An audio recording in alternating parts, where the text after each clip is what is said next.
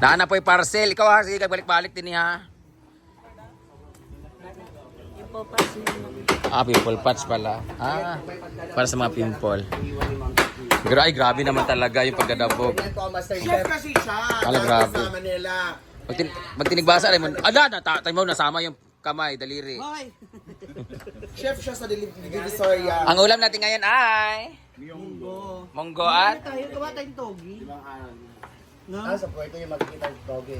Ilalagay mo lang ng tissue yun. Di ba ba? Lagay mo sa basa. Para pwede mag-togi ba? Oo, toge. Ay, ano? Lumpia. Di ba chef ka dati sa Divisoria? Yes. Ang tawag sa kanila ay bull chef. Yung isa ay Shih Tzu. May ano tayo bukas? Lechon! See you guys. Thank you Britney and Argel sa pamalengke. So, ang ilan na yan? This is our third upload for today. Kailangan natin makakuta. Alam nyo guys, the secret of having a big income sa YouTube, kailangan nyo lang talaga mag-upload ng 3 video every day. Because sa 1,000 views, meron ka kaagad $2.10 or almost $3. So kung maka 1,000 ka, so dapat maka dollars tayo. So kung ang views natin ay 5,000, meron tayong $10 per video. Kung 3 yung i-upload natin, meron tayong $30 per day. So 30 times 30 days, 3 times 3, $600 ang ating makukuha. So $600 times 60. 6 times 6, 36. Meron kang 36,000 pesos monthly. Basic pa lang yan na salary. Pero kung mataas pa yung views nyo at dahil marami kayong upload, mas mataas pa dyan. Hindi, tsaka tapos yung... Tapos pag tinatapos niyo yung So ang ulam natin ngayon ay munggo na may kasamang sari-saring gulay. Repolyo, kaog. Repolyo, kaog, demonyo. Ang repolyo repolyo is rich of vitamin D. Naung sa... D. For D. Ang vitamin D ay good for the skin. Kaya pag kumain ka nito, kahit dry ka, hindi ka ang tag nito, Tabugi na agad. hindi ka magkatabugi kagaya niya kasi hindi siya kumakain ng repolyo. Hoy, favorite ko Ang repolyo ay merong vitamin D na makukuha. Diploma, Kaya pag every morning, di ba, bago ka pag morning, dapat painitan ka talaga para meron kang vitamin D para maganda ang skin mo. Meron din tayong sitaw that rich in uric acid. Ayan.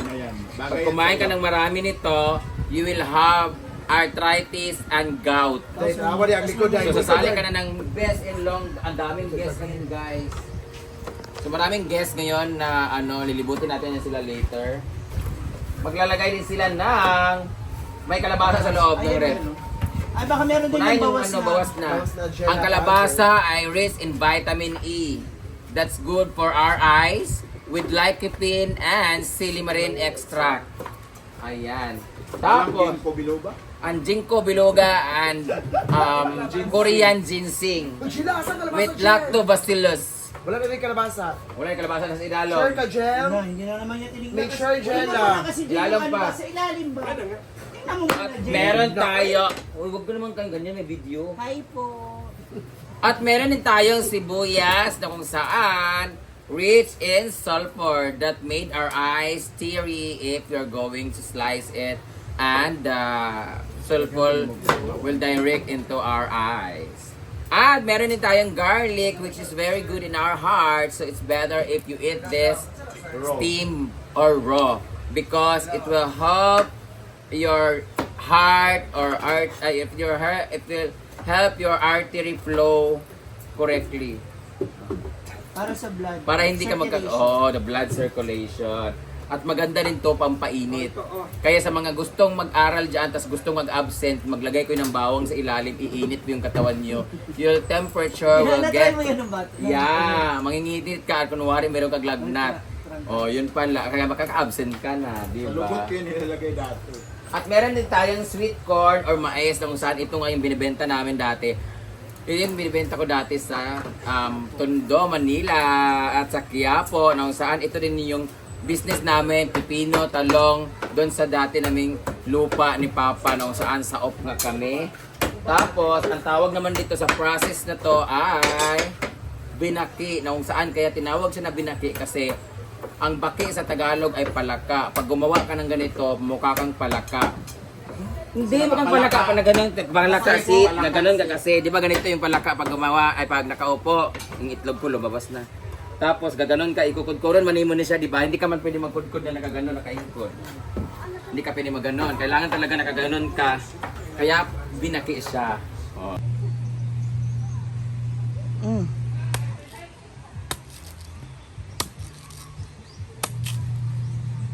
Rog kuan naman ni, uy. Lami ang magatungon. Yung nga. Sarap, matamis. Manamis-namis.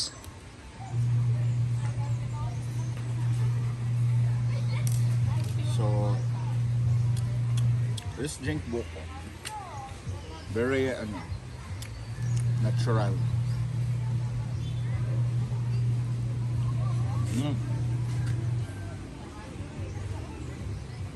Nilahat mo?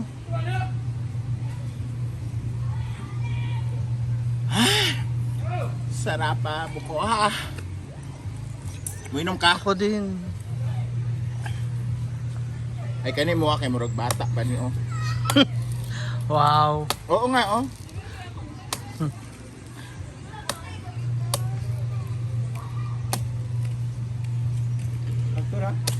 And Murag bagatungol na siya. Ay, kuha na siya, eh. Kana. Gahi na ni, oh.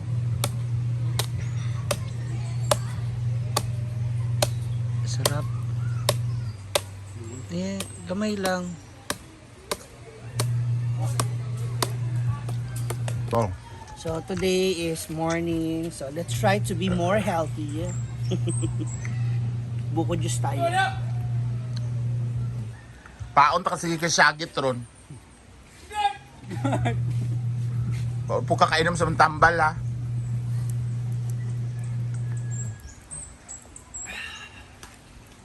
Kanina, Ubusin mo. Kunwari lang, kanina nag-oatmeal na ako. So, Sobrang healthy mo na. hindi. Ang payat ko na, di ba? Ang bilis.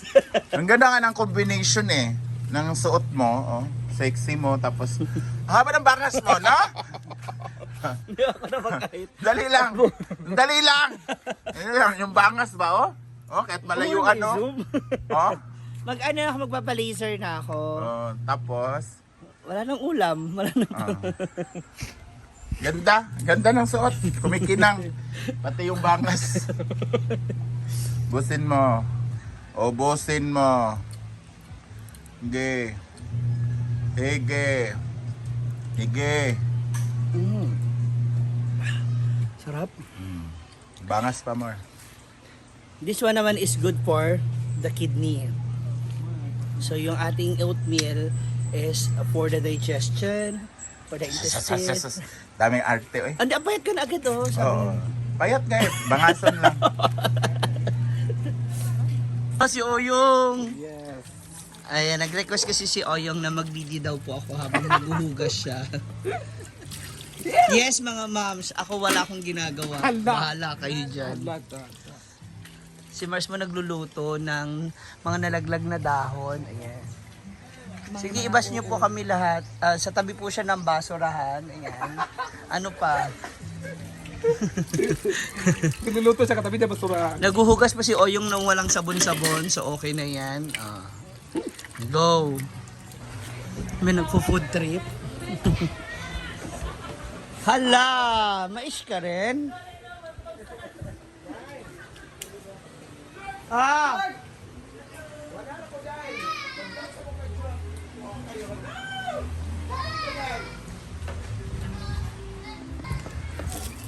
Dili man katungkuan mo gutay no mo guto. Nagkuan ako ni Brenda. Ay, awa. Sa mong ka oy.